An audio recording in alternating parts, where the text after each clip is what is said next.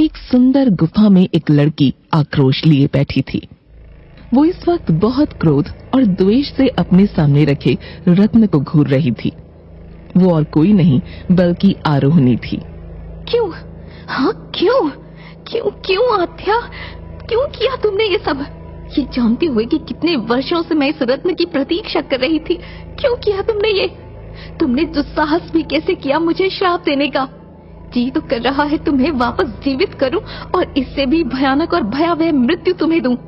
किंतु जिस कारण तुमने मुझे श्राप दिया है, उस कारण को मैं कभी पूरा नहीं होने दूंगी। इस अंजेरी के लिए देकर गई हो ना तुम मुझे श्राप? रक्षक थी ना तुम अंजेरी की? तो अब रक्षक का तो अंत कर दिया मैंने। अब तुम कैसे बचाओगी मुझसे इसे? जिस प्रकार तुम्हारा अंत मेरे हाथों हुआ है, उसी प्रकार मेरे ही हाथों इस नगर का भी अंत होगा। और ये अंत इतना भयावह होगा कि पूरा नगर छिन्न भिन्न हो जाएगा। ऐसा काल बनकर बरसूंगी अंजेरी की भूमि पर कि ये भूमि स्थापित होने की चेष्टा भी नहीं कर पाएगी। ये कहकर आरोहिणी ने उस रत्न को अपने हाथों में पकड़ा। अदृश्य माया महारत्न, तुम्हें पूरा होना होगा आरोहिणी के लिए, अन्यथा तुम्हारे नाम की ही तरह मैं तुम्हें आजीवन अदृश्य होने का श्राप देने में तनिक भी विलंब नहीं करूंगी। माया मणि तुम्हारा हिस्सा है, तुम्हें उसे अपने समीप लाना होगा, अन्यथा जितना प्रेम मैं तुमसे करती आई हूँ उसे द्वेष में बदलने के लिए क्षण मात्र भी नहीं लगेगा। यदि तुम अदृश्य हुए और मैंने अंजेरी को नष्ट किया, तो ब्रह्मांड की कोई शक्ति अंजेरी को पुनः नहीं बसा पाएगी, क्योंकि ब्रह्मांड में सबसे शक्तिशाली तो तुम हो, और तुम्हारी शक्तियां यदि आरोहिणी को प्राप्त न हुई तो तुम्हारा अस्तित्व ही पूरे ब्रह्मांड से मिटाने का साहस रखती है मायावी आरोहिणी। फिर उसके लिए मुझे ही क्यों न नष्ट होना पड़े, या मुझे महामायावी बनने से कोई नहीं रोक सकता, कोई नहीं। तभी वो रत्न को लेकर गुफा के बीच खड़ी हुई और रत्न को हवा में फेंक दिया।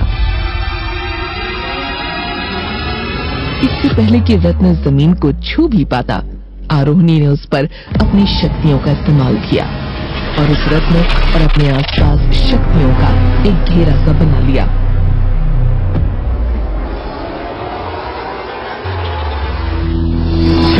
अंजीरी का विनाश निश्चित है, और इसके लिए आरोहिणी को अपनी ही आहुति देनी पड़ी तो भी आरोहिणी पीठ नहीं दिखाएगी। बस अब इस विनाश को तुम ही रोक सकते हो, माया मणि को अपने समीप लाकर। अभी कुछ ही क्षण बीते थे कि आरोहिणी और महारत्न के बीच एक शक्ति उत्पन्न होने लगी, और शक्ति उत्पन्न होते ही उसका एक सिरा आरोहिणी के भीतर समाया तो दूसरा उस रत्न के भीतर। दूसरी तरफ महाराज का सिंहासन हिलने लगा और महाराज का मुकुट दरबार के बीच आ गिरा, मगर धरती में हो रही कंपन अब भी नहीं रुकी थी। सभा में कोहराम सा मच गया था। कुछ देर बाद जब ये सब खत्म हुआ, तब महाराज की आंखें क्रोध से जल उठीं और वो क्रोध में सभा से उठकर जाने लगे। वो कारावास की तरफ जा रहे थे। उन्होंने जैसे ठान लिया था कि अगर इस सब की वजह आरोहिणी हुई तो अभी उसके प्राण उससे छीन लेंगे। उन्होंने लात मारकर कारावास का दरवाजा खोला।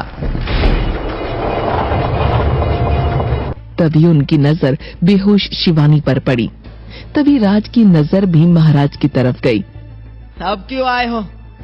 क्या अब भी मन नहीं भरा आपका? हम पर कोड़े पड़वा कर या कोई सजा छूट गई है हमें देने के लिए?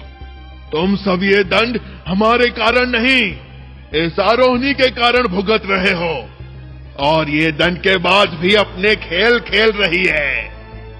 वो कोई खेल खेल नहीं रही है। जो कुछ हो रहा है वो आपकी असली दोषी कर रही है। मगर ये लड़की जो अभी इस वक्त आपके सामने बेहोश पड़ी है ना, ये निर्दोष है। इसने कुछ नहीं किया है, कुछ भी नहीं किया। आप हमें दंड दीजिए, हमारी जान ले लीजिए, मगर इससे अंजेरी का विनाश नहीं रुकने वाला है, क्योंकि हम बेगुनाह हैं और असली मुजरिम बाहर घूम रही है। अरे जो कोड़ों की मार नहीं सह पाई, वो क्या आपको लगता है वो माया भी हो सकती है? हमें क्रोध मत दिलाओ लड़के।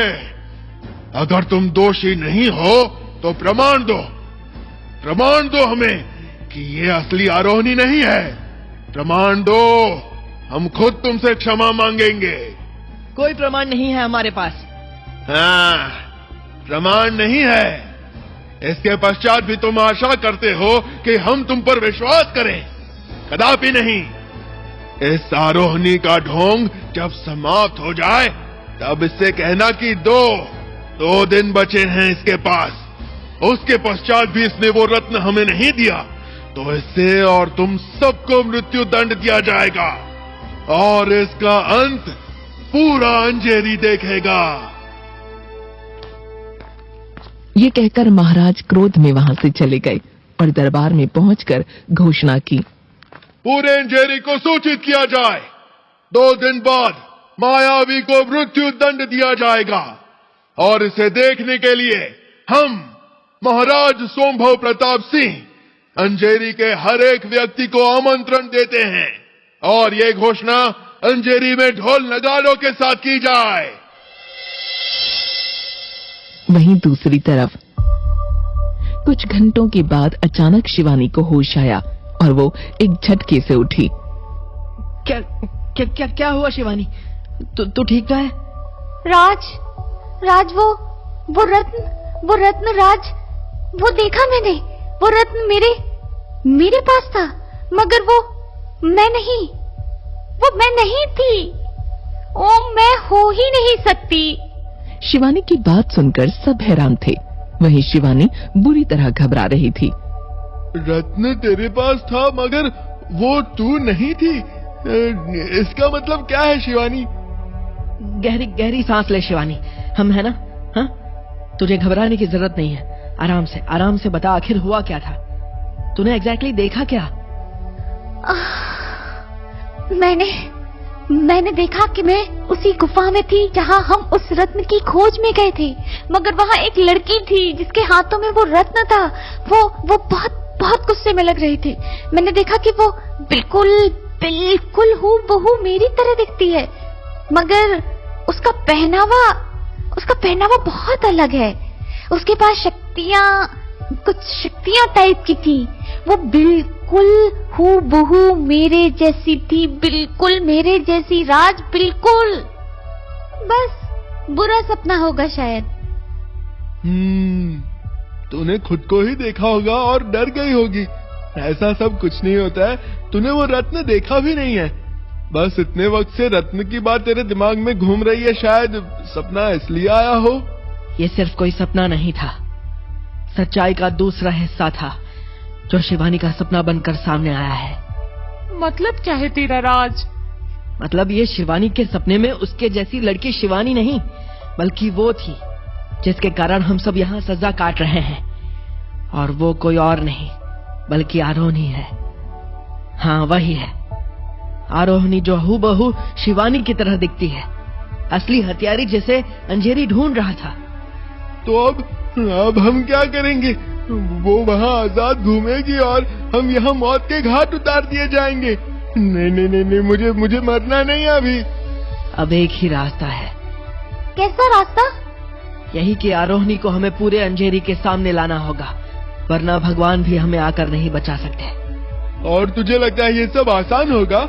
I mean, हम सब यहाँ बंद हैं, हम भला उसे सामने कैसे ला सकते हैं? तुझे याद है उस आवाज ने हमसे क्या कहा था? हर सवाल का जवाब शिवानी है। तो अब शिवानी ही उस आरोहणी को सबके सामने लेकर आएगी। मगर कैसे?